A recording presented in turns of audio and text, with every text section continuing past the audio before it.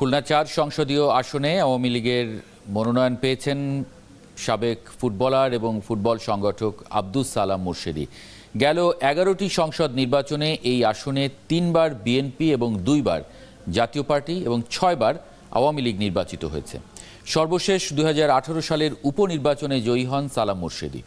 এরপর থেকেই তিনিই আছেন। এই আসনে জাতীয় পার্টির মনোনয়ন চেয়েছেন ফারহান ফেরদৌস এবং সৈয়দ কাশেম। বিস্তারিত রকিব উদ্দিন পান্নুর প্রতিবেদনে ছবি তুলেছেন আরিফ রহমান সোহেল। অটোমেটিক বিকাশ করতে সেট করুন অটোপে। বিকাশ থাকলে আর কি লাগে। রূপসা তেরোখাদা দিঘুলিয়া মিলিয়ে খুলনা ৪ সংসদীয় আসন। আলোচিত নির্বাচনগুলোর মধ্যে ২০০১ সালে এখানে হেরেছিল আওয়ামী লীগ। ২০১৮ সালে এই আসনের সংসদ সদস্য মোস্তফা রশিদী সুজার মৃত্যুর পর সেখানে উপনির্বাচনে এমপি হন সাবেক ফুটবলার ও ক্রীড়া সংগঠক সালাম মুর্শেদী। ওই বছর জাতীয় নির্বাচনেও তিনি এমপি হন।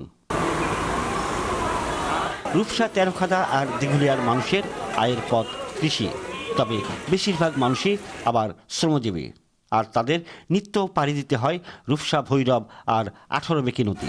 গোটা তেরোখাদা উপজেলার সব মানুষ এবং রূপসা উপজেলার শতকরা 80% মানুষ খুলনা শহরে আসতে গেলে পার হতে হয় এই জেলখানাঘাট। রূপসা ভৈরব আর 18 বেঁকি নদীর মিলনস্থলে জেলখানাঘাটে একটি সেতু নির্মাণের দাবি ছিল অন্তত 50 বছর ধরে, অথচ গেল 15 বছরও এখানে একটি সেতু নির্মাণের নেওয়া হয়নি কোনো উদ্যোগ।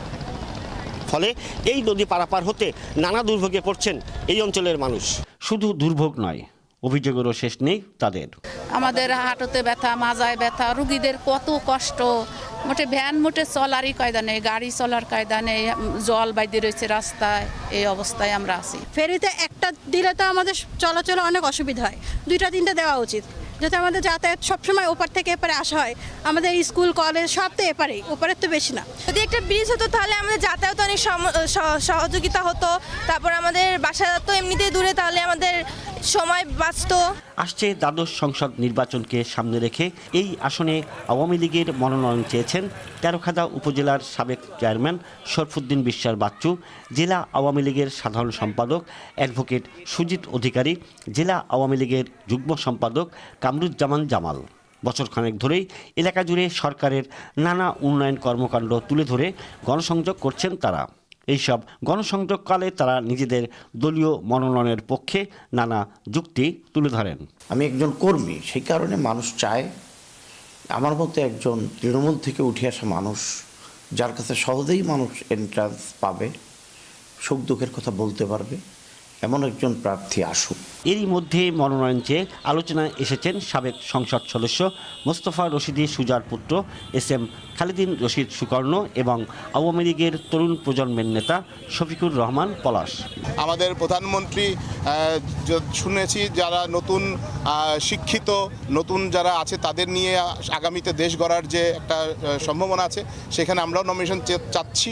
খুলনার দিঘুলিয়া, রূপসা আর তেরোখাদা উপজেলা নিয়ে গড়া খুলনা ৪ আসনে বিএনপির কেন্দ্রীয় নেতা আজিজুল বারী হেলাল ২০১৮ সালে এবং শরীফ শাহ কামাল তাজ ধানের শীষ প্রতীকে নির্বাচন করেছিলেন ২০০৮ সালে। তবে এখন পর্যন্ত তারা ব্যস্ত সরকার পতনের আন্দোলনে।